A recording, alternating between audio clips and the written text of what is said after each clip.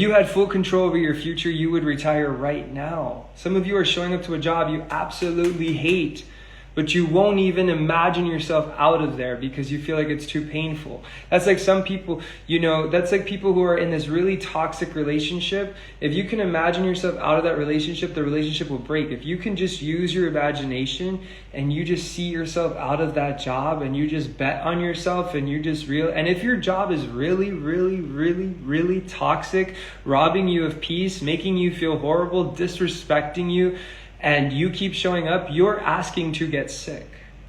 You don't have to quit your job today, but you do have to mentally quit the concept. It's a mental concept. It's a mental examination. You're ever in a relationship and you realize this relationship is not going to go on any further.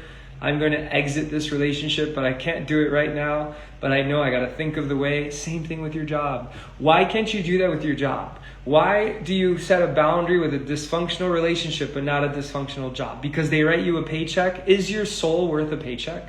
You sit with your youngest self and you sit with your future version of yourself, you'll realize it's the same heart and same mind. The only person in between with all the conflict and resistance is who trauma created and the systems created.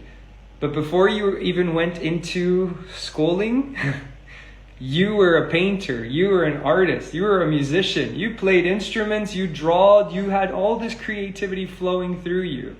Sitting and recognizing that this earth is more rich than it has ever been before.